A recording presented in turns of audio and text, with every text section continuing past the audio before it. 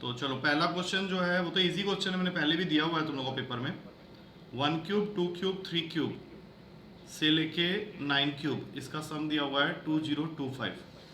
और तुमको क्वेश्चन में बोला है फाइंड करने के लिए 0.11 का होल क्यूब प्लस 0.22 का होल क्यूब प्लस 0.33 का होल क्यूब, और ये सीरीज जा रहा है अप टू 0.99 का होल क्यूब के साथ। अब सीधी सी बात है, ये 11 का टेबल पूरा दिख रहा होगा तुम लोग को, तो इस पर तुम एक काम कर सकते हो, अगर पॉइंट से बचना चाहते हो तो 11/100 का क्यूब, 22/100 का क्यूब, 33/100 का क्यूब ऐसा लिख सकते हैं, टिल 99/100 का क्यूब। तो इसमें से तुम 1/100 का क्यूब कॉमन ले सकता है, और ये जो बाकी नंबर्स है उसको तुम देख लो। 11 × 1 का होल क्यूब, 11 × 1 का होल क्यूब, 11 × 2 का होल क्यूब, 11 × 3 का होल क्यूब, और इस तरह से ये जा रहा है अप टू 11 × 9 का होल क्यूब तक। तो अगर इसमें से हम लोग देखें तो we can take 11 cube as well common. तो ऊपर में 11 का क्यूब आ गया और 100 का क्यूब यहाँ पे आ गया, और बाकी जितना बचा वो सब 1 क्यूब 2 क्यूब से लेके अप टू 9 क्यूब है। तो इसका तो वैल्यू हम लोग को पहले से ही गिवन है, that value is given to you as 2025, और ये हो गया 1331। 11 का क्यूब होता है 1331, और नीचे में 1 2 3 4 5 6।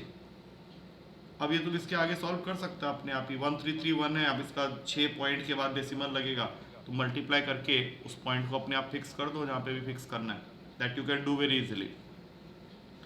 हाँ, उसके बाद 7 नंबर क्वेश्चन था, डाउट में पूछे हो। 7 नंबर में तुमको दिया हुआ है height of a tower is h, height of a tower is h and the angle of elevation of the top of the tower is alpha. किसी पॉइंट से होगा मेरे ख्याल से, तो ये h है और ये angle of elevation of the top of the tower is alpha. On moving a distance of h/2 towards the tower, okay, h/2 तुम टूवर्ड्स द टावर चल गए हो, मतलब ये डिस्टेंस जो है ये h/2 है, और ऐसा करने पे तुम्हारा एंगल ऑफ एलिवेशन ऑब्वियसली बढ़ जाएगा, बीटा हो गया ये। और तुमको फाइंड करना है क्वेश्चन में cot alpha minus cot beta. अब देखो ये h/2 है, ये हम लोग को गिवन नहीं है, तो इसको हम लोग x ले सकते हैं। सबसे पहले कॉट बीटा निकाल लेते हैं जो कि आएगा x/h, और फिर कॉट अल्फा निकालेंगे तो वो हो जाएगा x प्लस h/2 अपॉन में h। लेकिन हम लोग को जो भी आंसर चाहिए वो सब तुम्हारा नंबर्स के फॉर्म में दिया हुआ है, ओके। तो एक तो हम लोग यहाँ पे एक काम कर सकते हैं, कॉट अल्फा आने नहीं हो गया आंसर, यहाँ से x का वैल्यू निकाल लो, x का वैल्यू आ जाएगा h कॉट बीटा, और इसको उठा के यहाँ पे पुट कर दो। तो ये क्या बन गया, cot alpha is equals to h cot beta plus h/2 upon में h। अब ये क्रॉस मल्टीप्लाई कर लो, h cot alpha minus h cot beta is equals to h/2। अब h कॉमन हो गया तो अंदर बचेगा cot alpha minus cot beta is equals to h/2। h से h उड़ा दो, आंसर आ गया तुम्हारा cot alpha minus cot beta is equals to 1/2। मेरे ख्याल से क्लियर हो गया होगा, ये कोई दिक्कत की बात होनी नहीं चाहिए इसमें। हाँ, नेक्स्ट एक क्वेश्चन तुमने 20 भी पूछा है, एक तो उसको भी देख लेते हैं। 20, अच्छा, उसका थोड़ा सा लैंग्वेज को समझने की कोशिश करना। आया हुआ क्वेश्चन है कि वो तुमको 3 नंबर है जिसमें से HCF बता रखा है 12, और ये 3 नंबर्स हैं 144x एंड 192। तो वो बोलता है कि अगर इन तीनों नंबर्स का HCF 12 है तो x इनमें से कौन सा नंबर नहीं होगा, x कौन सा नंबर नहीं होना चाहिए, x should not be equals to 180, 84, 60 and 48। तो इस क्वेश्चन को पहले हम लोग ये समझेंगे कि वो चाहता क्या, वो चाहता है HCF 12 हो तो x का वैल्यू क्या नहीं होना चाहिए, क्योंकि HCF इसका 12 तब नहीं होगा जब हम लोग x की एक ऐसी वैल्यू इसमें से ले लें कि जिसको x के जगह में लिखने के बाद भी 12 के अलावा कुछ फैक्टर और निकल आए। तो ऐसा कौन सा वैल्यू होगा, सोचो तुम लोग, क्योंकि कुछ 180 क्यों होगा, क्योंकि अगर मैं 180 यहाँ पे रख देता हूँ तो उसका जो HCF बनेगा फिर वो 12 नहीं बनेगा। अब ये कैसे पता चला, क्योंकि अगर मैं x की जगह में 180 रख रहा हूँ तो 12 के अलावा कोई और नंबर भी हो सकता है जो इसका HCF हो, क्योंकि ये सबसे सिंपलेस्ट वैल्यू तो देगा नहीं। अगर मैं 12 को रख के सोचूं तो 144, 180 और 192, क्या ये सिर्फ 12 से जाता है कि या कोई और नंबर से भी जा सकता है? ये तुमको वहां पे सोचना है कि सिर्फ 12 से जाएगा या कोई और नंबर से भी जा सकता है, उसके हिसाब से तुम्हारा ऑप्शन डिसाइड होगा। अब तूने बोल तो दिया है, अभी फिलहाल मेरा आंसर इसके पास, मेरे पास अभी इसका आंसर है नहीं, वैसे अवेलेबल नहीं है, बट जहाँ तक मैं फील कर रहा हूँ इसका आंसर होना चाहिए 48, ना कि 180। सर ऐसे कर सकते हैं क्या सर, 12 के फैक्टर लिख लें और सर सारे सेक्शनों में। नहीं नहीं, उसका उसका जो क्वेश्चन है ना वो तुमको ये बोल रहा है कि वो ये चाहता है कि एचसीएफ इन तीनों नंबर का 12 हो, लेकिन एक्स कौन सा वैल्यू नहीं होने पे ऐसा होगा। अगर मैं एक्स को 48 यहाँ पे दे देता हूँ, जैसे इसमें तो 180 बोला, मैं 48 दे देता हूँ, तो अगर मैं 48 देता हूँ तो कौन सा नंबर है जो 12 के अलावा इसका एचसीएफ का काम कर सकता है, तो वो 24 हो जाएगा। तो तुम्हारा क्वेश्चन एक्चुअली यही पूछ रहा है तुमसे कि एक्स कौन सा वैल्यू इसमें से नहीं होना चाहिए जिससे कि इसका एचसीएफ 12 हो।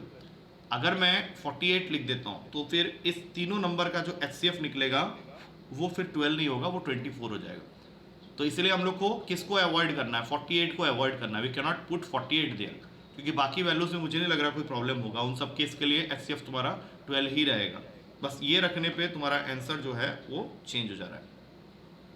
यस, ये बताओ इसमें क्या दिक्कत हो रहा है, ये समझ में आया क्या बोल रहा हूँ? रीजन आउट नहीं कर पा रहे थे सर, नहीं, कैसे अभी अभी समझ में आया ना क्यों बाकी नहीं होगा और क्यों नहीं, हाँ, तो उसको थोड़ा सा ये करना। और बताओ इसमें और कौन सा है? 5 वाला। 5 वाला।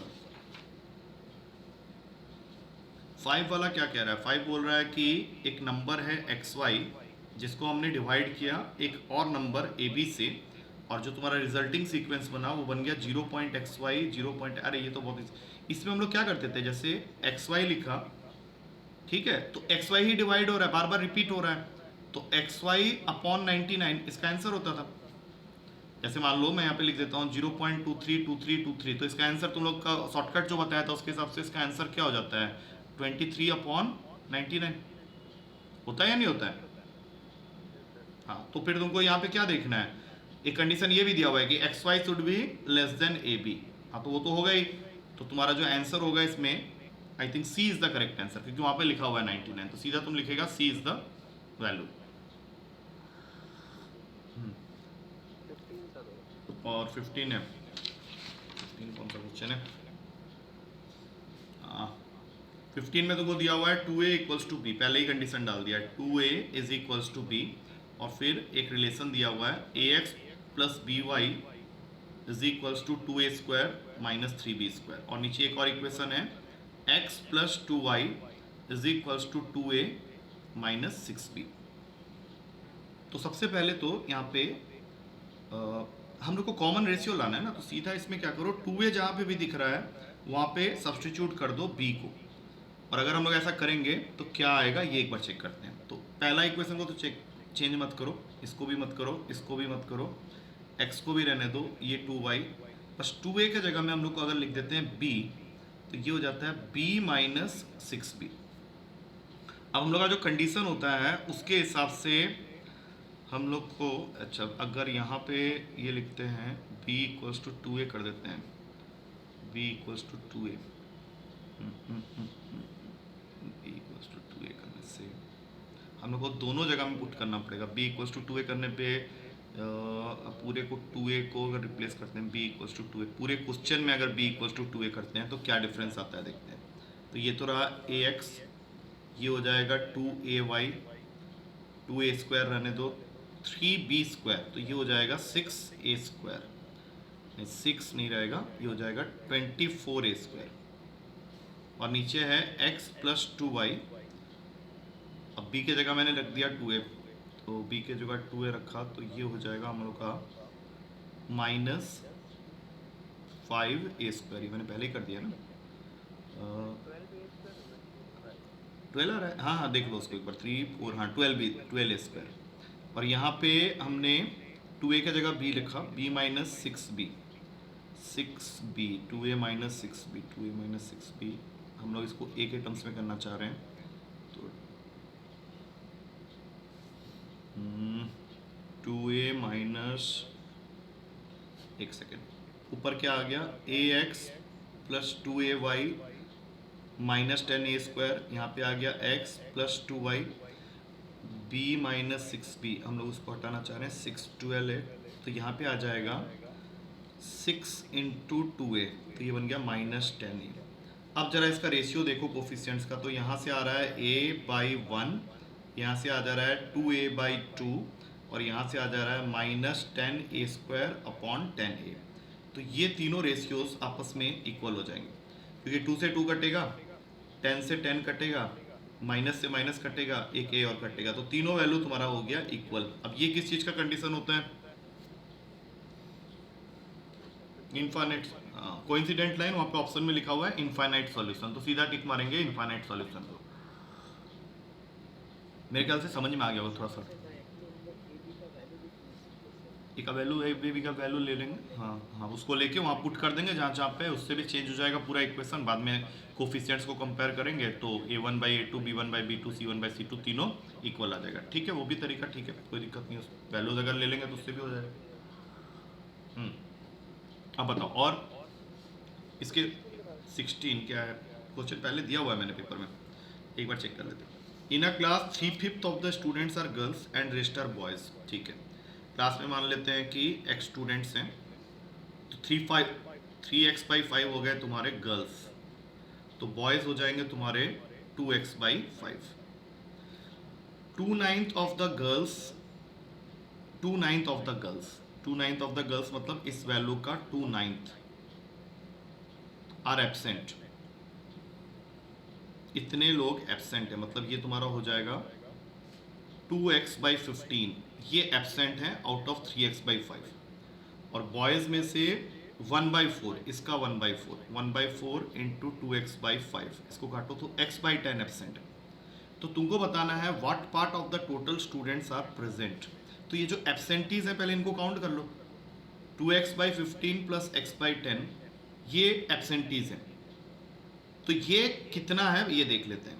तो ये तुम्हारा निकल के आया 15 10 30 हो गया, 4x plus 3x, 7x/30 student out of x absent है, तो प्रेजेंट क्या होगा x माइनस 7x/30, तो ये वैल्यू आ रहा है तुम्हारा 23x/30, दैट मीन्स 23/30। पहला ऑप्शन में ही है मेरे ख्याल से, हाँ पहला ऑप्शन सही है। अब एक बार देख लो अच्छे से, समझ में आया कि नहीं।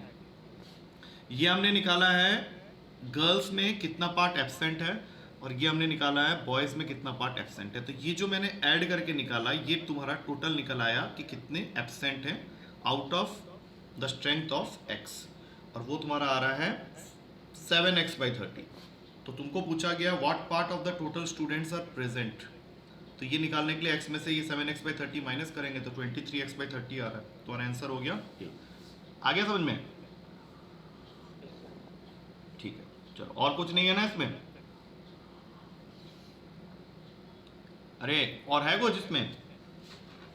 हाँ चलो फिर हटाओ इसको। हाँ, तुम लोग का हम लोग कल कितने शॉर्टकट्स कर लिए थे, एक बार याद दिलाओ। 9 किए थे, लास्ट वाला था मिनिमम एंड मैक्सिमम, 10 हो गए थे मिनिमम एंड मैक्सिमम वैल्यू मिला के ना। ठीक है, 10 हो गए थे, 11 से स्टार्ट करते हैं। तो 11वां शॉर्टकट तुम लोग का है इसके अंदर में, that is common root concept. इस पे कई बार क्वेश्चन देखा गया तुम लोग पेपर में। कॉमन रूट में क्या होता है, वो तुमको दो क्वाड्रेटिक इक्वेशन दे देगा, a1x² plus b1x plus c1 equals to 0, और दूसरा क्वाड्रेटिक इक्वेशन हो गया a2x² plus b2x plus c2 equals to 0। अब सपोज कर लो इसके दो रूट्स हैं अल्फा और बीटा, और इसके दो रूट्स हैं गामा एंड डेल्टा। क्वेश्चन ये कह रहा है कि इन दोनों में से और इन दोनों में से एक रूट ऐसा है जो दोनों के लिए कॉमन है। तो फर्स्ट टाइप ऑफ क्वेश्चन तुमको यही पूछ सकता है कि find the value of that common root. जो तुम कह रहा है कि दोनों में एक रूट कॉमन है, तो उस कॉमन रूट का वैल्यू को फाइंड आउट करने के लिए बोल सकता है, that is the first type of question. दूसरा टाइप क्या होगा, वो तुमको बोलेगा कि इन दोनों इक्वेशन में एक रूट कॉमन है, using that find a relation between A B and C. मतलब ये जो कोफिशिएंट्स हैं इनके बीच में रिलेशन फाइंड आउट करने के लिए बोलेगा, keeping in mind that both the equation have got a common root. और तीसरा टाइप का क्वेश्चन होता है इसके अंदर में, कि वो तुमको बता देगा कि दोनों इक्वेशन का एक रूट कॉमन है और दोनों ही इक्वेशन में वो क्या करेगा, एक कांस्टेंट छोड़ देगा के। वो बोलेगा find the value of this constant K if both the equation have got a common root. तो ये तुम्हारे 3 टाइप के क्वेश्चन होंगे। अब तीनों टाइप के क्वेश्चन को करने के लिए जो फर्स्ट स्टेप होगा वो यही होगा कि तुमको दोनों इक्वेशन में जो एक्स स्क्वायर के साइड वाला नंबर है, जैसे यहाँ पे एक्स स्क्वायर के साइड में है a1, इसके साइड में है a2, तो तुमको एक्स स्क्वायर के साइड वाले नंबर को 1 बनाना है। तो अगर तुम्हारा पहला इक्वेशन है तो उसमें एक्स स्क्वायर के साइड वाले नंबर को 1 बनाने के लिए definitely you have to divide it with a1।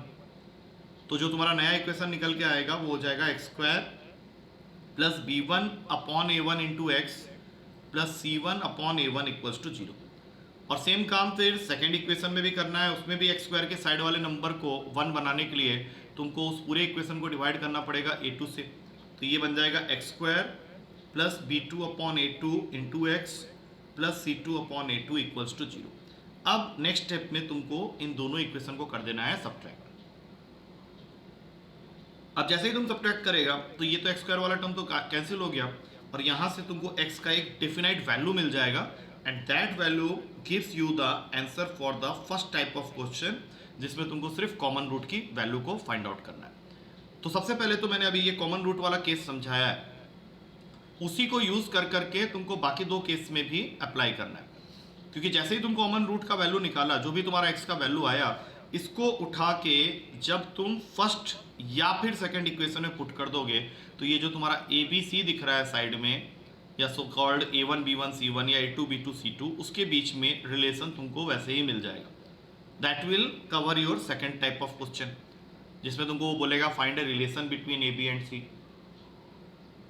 और अगर मान लो कांस्टेंट इन्वॉल्व है इक्वेशन के अंदर में, फर्स्ट और सेकंड दोनों ही इक्वेशन में कोई कांस्टेंट k है, तब भी कॉमन रूट का वैल्यू निकाल के अगर तुम इनमें से किसी भी एक इक्वेशन में पुट कर दोगे तो तुम्हारा उस कांस्टेंट k का वैल्यू को भी तुम फाइंड आउट कर सकते हो। तो मेन स्टेप क्या है कि सबसे पहले जैसे ही तुमने देखा कि कॉमन रूट का क्वेश्चन है तो दोनों ही इक्वेशन में से एक्स स्क्वायर के साइड वाले कोफिशिएंट को क्या करना है, 1 बनाना, और उसके लिए तुमको through out the equation x square के साइड वाले नंबर से डिवाइड करना पड़ेगा दोनों इक्वेशन को। उससे तुमको 2 नया इक्वेशन मिल गया। अब दोनों को सब्ट्रैक्ट मारो, वहां से जो भी एक्स निकल के आएगा वही तुम्हारा कॉमन रूट है। तो अगर क्वेश्चन में सिर्फ कॉमन रूट पूछा है तो क्वेश्चन वही खत्म है। लेकिन अगर उसने पूछा है कि find a relation between A B and C, तब उस कॉमन रूट की वैल्यू को या तो फर्स्ट इक्वेशन में पुट कर दो या फिर सेकंड इक्वेशन में। दोनों ही इक्वेशन से तुमको जो रिलेशन मिलेगा ए बी सी के बीच में वो सेम मिलेगा। और अगर कांस्टेंट k इन्वॉल्व है दोनों इक्वेशन में तो जो भी कॉमन रूट निकालोगे उसको पुट कर लो या तो फर्स्ट या फिर सेकंड, वहां से तुमको k का वैल्यू मिल जाएगा। मैं तीनों टाइप के ऊपर में एक एक क्वेश्चन करा देता हूँ। हाँ हाँ, वो क्वेश्चन आता है कॉमन रूट पे। तो सीधा सा इसमें आया था, जो लास्ट पेपर दिए थे उसमें दिए थे क्या? हाँ, वो तो इजी क्वेश्चन है। चलो 13 नंबर को मैं डिस्कस कर देता हूँ, लेकिन मैं उसको बहुत बेसिक क्वेश्चन बोलूंगा क्योंकि उसमें कुछ खास ट्विस्ट एंड टर्न नहीं है। क्योंकि एक इक्वेशन पूरा का पूरा कंप्लीट है और दूसरे में कुछ नहीं है, तो ये वाला टाइप के लिए ये सब स्टेप वैलिड नहीं होगा, क्योंकि ये तो तुम वैसे ही सॉल्व कर लेगा। ये हम लोग पहले भी सॉल्व किए हुए, यहाँ से 2 वैल्यू आ जाएगा -3 और -2। अब एक बार -3 को यहाँ पुट कर लो, k की वैल्यू आ जाएगी, एक बार -2 को पुट कर लो, k की वैल्यू आ जाएगी। तो ऑप्शन में जितने भी k दिए होंगे वो 2 आंसर दिए होंगे। तो ये सबसे बेसिक टाइप होता है, इसमें कुछ ज़्यादा नहीं है। मैं जिस केस के बारे में बात कर रहा हूँ वो हम लोग डिस्कस करते हैं। रुक जाओ, मैं तुम लोग को यहाँ पे एक क्वेश्चन देता हूँ। सबसे पहला फर्स्ट टाइप के ऊपर में उसने तुमको 2 इक्वेशन दे दिया, x square minus v x plus c equals to 0, और दूसरा दे दिया x square minus v dash x plus c dash equals to 0, और बोल दिया कि दोनों का एक रूट कॉमन है, find the value of that common root. वो तुमको कॉमन रूट निकालने के लिए बोल रहा है। बदले में उसने बोल दिया है कि दोनों का एक रूट जो है वो कॉमन है। अब ये क्वेश्चन देने के बाद यहाँ पे कुछ ऑप्शंस दिए हुए हैं, तो वो तुम लोग को चेक करके बताना है कौन सा सही है कॉमन रूट का वैल्यू के लिए। पहला ऑप्शन है b minus B dash upon C minus C dash, दूसरा ऑप्शन है c minus C dash upon b minus B dash, तीसरा ऑप्शन है b minus B dash upon C dash minus C, और चौथा ऑप्शन है c minus C dash upon B dash minus B. तुमको बताना है कौन सा सही है, इसमें से कॉमन रूट का वैल्यू निकालना है। हाँ, कौन सा आ रहा है? बी आ रहा है, ठीक है। कैसे किए? सबसे पहले देखो एक्स स्क्वायर का साइड वाला नंबर उसने पहले ही 1 किया हुआ है, तो इसमें कुछ ज़्यादा करने की जरूरत नहीं है, सीधा सब्ट्रैक्ट मारेंगे, और जब सब्ट्रैक्ट मारते हैं तो साइन चेंज हो जाता है, तो ये गायब हो गया। अब यहाँ से आ गया x कॉमन लेके बी डैश माइनस बी, इन दोनों को यहाँ शिफ्ट करेंगे तो ये सी डैश माइनस सी हो जाएगा। तो x का आंसर आ गया सी डैश माइनस सी upon B dash minus.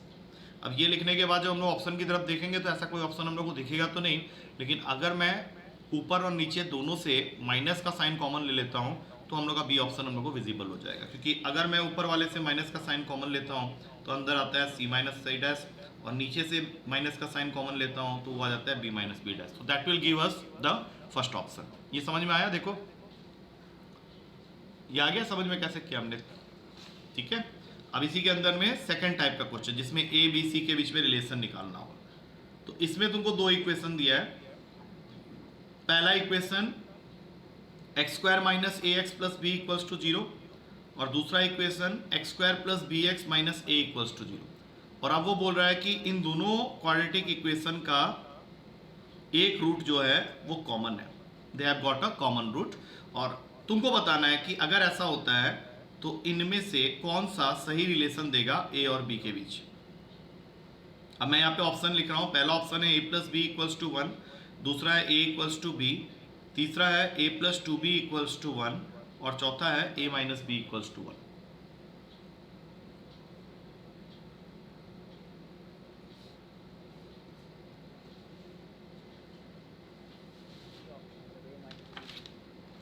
D option आ रहा है A minus B equals to 1, ठीक है। अब एक बार देख लेते हैं सब लोग। डी ऑप्शन आ रहा है क्योंकि देखो फिर से वही चीज़ है कि कॉमन रूट है तो हम लोग को कुछ करना नहीं है, क्योंकि ऑलरेडी एक्स स्क्वायर के साइड वाला नंबर जो है वो 1 है। तो हम लोग सीधा इसको क्या करेंगे, सब्ट्रैक्ट मार देंगे। सब्ट्रैक्ट मारेंगे तो ये गायब हो गया, इसमें से x कॉमन ले लो तो ये माइनस ए माइनस बी, और इन दोनों को वहाँ फेंक दो तो ये भी माइनस ए माइनस बी। तो x का वैल्यू आ गया 1। अब अगर क्वेश्चन में कॉमन रूट पूछा होता तो ये तो तुम्हारा आंसर हो गया x इक्वल्स टू 1, लेकिन उसने कॉमन रूट पूछा नहीं है, उसने ए और बी के बीच में रिलेशन पूछा है। तो इस कॉमन रूट को उठा के किसी भी एक इक्वेशन में पुट कर दो। मैं अभी फर्स्ट इक्वेशन में पुट कर रहा हूँ, तो इससे आएगा 1 minus a plus B equals to 0, जो कि अगले ही स्टेप में क्वेश्चन को बता देगा 1 is equals to a minus b, जो कि हमारे डी ऑप्शन में अवेलेबल। अब ये दो केस हो गया। अब तीसरा केस कि दोनों इक्वेशन में एक कांस्टेंट छोड़ देगा के, और तुमको फाइंड करना होगा उस कांस्टेंट के की वैल्यू।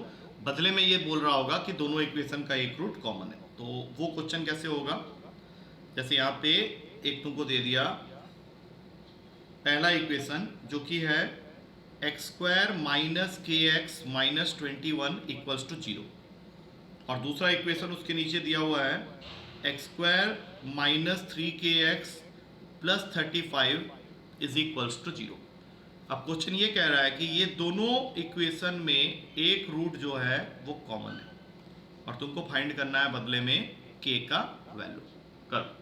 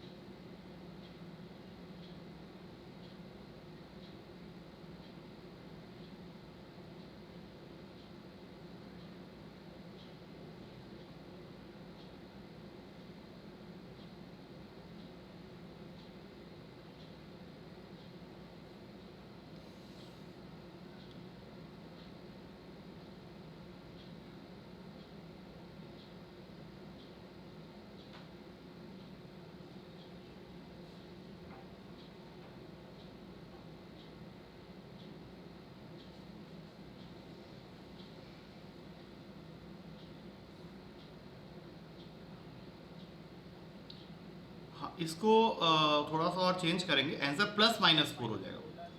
नहीं, प्लस माइनस 4 इसका आंसर होगा, प्लस माइनस, हाँ प्लस माइनस 4 आएगा। देखो सबसे पहले तो फिर से वही बात है, कॉमन रूट है, एक्स स्क्वायर का साइड वाला नंबर ऑलरेडी 1 है तो माइनस मारो, यहाँ से निकल के आएगा 2kx is equals to 56, x की वैल्यू निकाल लो, आ जाएगा 28 अपॉन के। अब इस x की वैल्यू को इन दोनों में से किसी भी एक इक्वेशन में पुट कर सकते हैं। मुझे ज़्यादा सिंपल ये वाला लग रहा है तो इसमें पुट कर, इसमें पुट करेंगे तो ये हो जाएगा 28 अपॉन के पूरे का होल स्क्वायर माइनस के इंटू 28 अपॉन के माइनस 21 इक्वल्स टू 0। के से के कैंसिल हुआ, 28 बाई के पूरे का होल स्क्वायर इक्वल हो जाएगा 49 के साथ। अब यहाँ से होल स्क्वायर को हटा दो, उसको ओपन मत करो, तो यहाँ पे आके ये रूट ओवर ऑफ 49 हो जाएगा, जो कि होता है प्लस माइनस 7। और अगर ये प्लस माइनस 7 हो गया तो after cross multiplication next step में के का वैल्यू भी आ जाएगा plus minus 4। So final answer is के इक्वल्स टू प्लस माइनस 4। तो ये था तुम्हारा नेक्स्ट शॉर्टकट। इसको आज हमने स्टार्ट किया था, तो ये शॉर्टकट अभी जाके खत्म हुआ। 13th नहीं, कौन सा शॉर्टकट था ये, 11वां शॉर्टकट। उसके बाद आता है next shortcut, that is 12th shortcut. 12th shortcut क्या है, ध्यान से देखना। इसमें वो तुमको इस तरह के क्वेश्चन के साथ डील करवाएगा, जैसे हमने पहले भी ये डिस्कस किया हुआ है, जैसे root six up to infinity है। तो मैंने इसमें एक चीज़ तुम लोगों को समझाई थी कि जब भी ऐसा क्वेश्चन आता है तो उसमें 95% टाइम्स वो तुमको एक ऐसा नंबर दे देगा रूट के नीचे जो कि दो कंसेक्यूटिव नंबर्स का प्रोडक्ट के फॉर्म में एक्सप्रेस किया जा सके। तो इसके लिए मैंने ट्रिक क्या बताई थी कि अगर कोई ऐसा नंबर है, जैसे सपोज कर लो रूट में n इन्फिनिटी तक ऐड हो रहा है, और n क्या है, एक ऐसा नंबर जो कि दो कंसेक्यूटिव नंबर्स, कंसेक्यूटिव मतलब लगातार आने वाली संख्या जो होती है, तो a into A plus one के फॉर्म में एक्सप्रेस हो सकता है। तो यहाँ पे हम लोग क्या करेंगे कि बीच में अगर प्लस का साइन है तो जो इन दोनों में से बड़ा नंबर है वो तुम्हारा आंसर हो जाएगा। तो क्वाइट ऑब्वियस है कि a और a प्लस वन में जो बड़ा है वो a प्लस वन है। तो उस हिसाब से अगर मैं इस क्वेश्चन का करूँ तो 6 के दो कंसेक्यूटिव फैक्टर्स हो जाएंगे 2 और 3। अब बीच में प्लस का साइन है तो 2 और 3 में से जो बड़ा नंबर है वो 3 है, तो इसका डायरेक्ट आंसर हो गया 3। अब यही सेम अगर हम लोग माइनस के केस के लिए देख रहे हैं, बीच में माइनस का साइन, रूट में n, ये जा रहा है अप टू इन्फिनिटी तक। तो अगेन द कंडीशन इज कि ये नंबर हो सकता है दो कंसेक्यूटिव नंबर्स का प्रोडक्ट हो, लेकिन इस बार बीच में माइनस का साइन है, तो जो इन दोनों में से छोटा फैक्टर है वो आंसर होगा। तो a और a प्लस वन में जो छोटा फैक्टर है वो a है, तो a तुम्हारा आंसर हो जाएगा। अब इसी क्वेश्चन को अगर मैं ऐसे दे दूं, root 20 minus root 20 minus root 20 up to infinity, बोलो क्या होगा आंसर फिर? 4, क्योंकि इसके जो दो कंसेक्यूटिव नंबर बनेंगे फैक्टर के लिए तो वो 4 और 5 होंगे, लेकिन बीच में माइनस का साइन है तो जो 4 और 5 में से छोटा फैक्टर है वो आंसर होगा, दैट मीन्स 4। और इसी में एक केस होता है जिसमें रूट के नीचे रखा हुआ नंबर मल्टीप्लिकेशन में जा रहा है अप टू इन्फिनिटी तक। तो इस केस में हम लोग को कुछ नहीं देखना होता, हम लोग को ये नहीं देखना होता कि ये कंसेक्यूटिव नंबर्स के फॉर्म में, फैक्टर के फॉर्म में एक्सप्रेस हो सकता है कि नहीं। इस केस में डायरेक्ट आंसर हो जाता है n। जैसे मान लो root five up to infinity जा रहा है, तो यहाँ कुछ करना ही नहीं है, सीधा लिख दो 5। तो ये तो है कि एग्जामिनर का मूड अच्छा है, उसने तुमको दे दिया ऐसा क्वेश्चन। अब हो सकता है थोड़ा सा घुमा के दे, तो सबसे पहले तो जो घुमा के वो दे सकता है वो ऐसा होगा, जैसे उसने दे दिया तुमको रूट थ्री और एक बार और रूट 3 और यहीं पे स्टॉप हो गया। तो अभी तुमको दिक्कत ये होगा कि मैंने जो फॉर्मूला दिया है उसमें अप टू इन्फिनिटी अगर यही चल रहा होता तो हम लोग इसका आंसर लिख देते 3, लेकिन इसने क्या किया है, 5 बार रूट डाल के छोड़ दिया। तो अब अगर इस क्वेश्चन को करना है तो अप्रोच थोड़ा सा दूसरा रखना पड़ेगा। वो अप्रोच क्या है, तो वो थोड़ा सा उसके लिए तुमको जीपी के बारे में पता होना चाहिए, क्योंकि जब तुम इसको ब्रेक करके लिखेगा तो इसका मतलब होगा 3 की पावर 1/2 इंटू 3 की पावर 1/4 इंटू 3 की पावर 1/8 इंटू 3 की पावर 1/16 इंटू 3 की पावर 1/32। अब जैसे ही तुम ये लिखा तो नेक्स्ट स्टेप में तुम्हारा जब बेसिस देखोगे तो बेसिस तो सेम है और बीच में मल्टीप्लिकेशन का साइन है, तो ये जितने पावर्स होंगे वो सब हो जाएंगे ऐड। मतलब 3 के पावर में आ गया 1/2 प्लस 1/4 प्लस 1/8 प्लस 1/16 प्लस 1/32। और ये अगर तुम लोग ध्यान से देखो तो ये जितना भी तुम ऊपर में लिखा है ये सारे के सारे जीपी के टर्म्स हैं, और जीपी में SN मतलब sum up to n terms निकालने का फॉर्मूला होता है। वैसे ये फॉर्मूला दो होते हैं depending on the value of common ratio, और यहाँ पे कॉमन रेशियो की अगर मैं बात करूँ तो यहाँ पे तुम देख सकते हो कि कंसेक्यूटिव टर्म्स के बीच में जो कॉमन रेशियो है वो 1/2 का है, और ये जो 1/2 है वो लेस देन 1 है। तो इस केस में SN का फॉर्मूला लगता है a इंटू 1 माइनस आर के पावर में n अपॉन में 1 माइनस आर, अगर तुम्हारा r लेस देन 1 है तो, और a इसमें फर्स्ट टर्म होता है। तो इस क्वेश्चन के लिए a हो गया 1/2, ब्रैकेट बना लो, 1 माइनस कॉमन रेशियो भी 1/2 का है, और टर्म्स हैं टोटल 5। अब नीचे फिर 1 माइनस आर लिखोगे तो फिर से 1 माइनस 1/2, तो ये दोनों तो कैंसिल हो गया। अब तुम्हारा आंसर हो गया 3 के पावर में 1 माइनस 1/32, और ये आंसर हो गया 3 की पावर में 31/32। तो जब भी ये क्वेश्चन मिले जहाँ पे वो कुछ नंबर ऑफ टर्म्स तक ले जाके रुक गया है रूट के नीचे में, और वैल्यूज मल्टीप्लिकेशन में है तो always you have to use this particular approach. और अगर इन्फिनिटी तक है तो फिर वो नंबर ही लिख देना आंसर में। अब इसी में थोड़ा सा ट्विस्ट को और क्या कर देगा, जैसे क्वेश्चन दे दिया सॉल्व और ऐसे लिख दिया root x plus root x plus root x up to infinity equals to 9। अब बताओ इसका आंसर क्या होगा?